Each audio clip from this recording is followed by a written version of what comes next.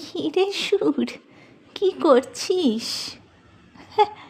কি এত ভাবছিস আমাকে নিয়ে?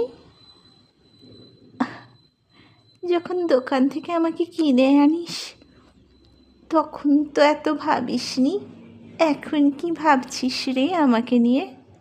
আ ও জেনি, না, তোকে নিয়ে ভাবছি। দেখ, তোকে কিভাবে ক্যারি করব সেটাই। মানে আমাকে কিভাবে ক্যারি করবি সেটা নিয়ে তুই ভাবছিস? যখন দোকান থেকে আমাকে কিনলি, ট্রায়াল রুমে ট্রায়াল দিলি, তখন ভাবিসনি তো? জানিসই তো আমি সাহসী। তাহলে কেনার সময় কি সেই কথাগুলো মনে ছিল না বুঝি?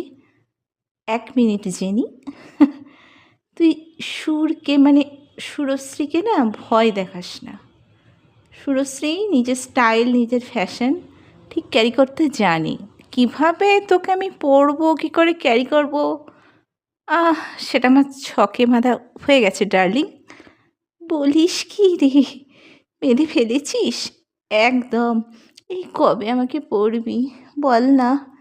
আর দাঁড়া, শীতকালটা কাটুক, তারপর মানে ফ্যাশনেবল ড্রেস একটু গরমকালে না পরলে কি হয়, শীতকালে পরলে তো আবার সোয়েটার পরতে হবে না, তোকে দেখা যাবে না ঠিকঠাক।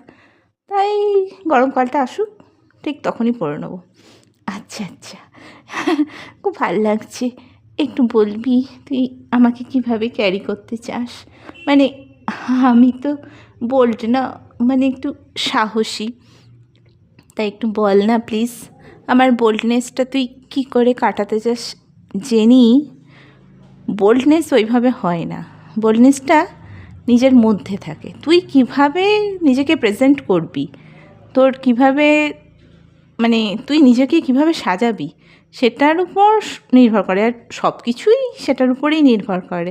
আমি এটা ফ্যাশনের ক্ষেত্রে বলছি, স্টাইল ফ্যাশন আর সুরের ফ্যাশন, মানে সুরশ্রীর ফ্যাশন সুরশ্রী নিজেই তৈরি করে। তোকে আমি পরবো ঠিক করেছি আইদার শার্ট টপ দিয়ে কিংবা টি শার্ট দিয়ে, তার উপরে তোকে চাপাবো, বুঝতে পারলি? ও মা, কি সুন্দরী আমাকে লাগবে না, নতুন লুক পাবো আমি, ভাবতে পারছি না। এক্স্যাক্টলি, ভাবতে পারছিস না বল? ভীষণ সুন্দরী দেখতে লাগবে।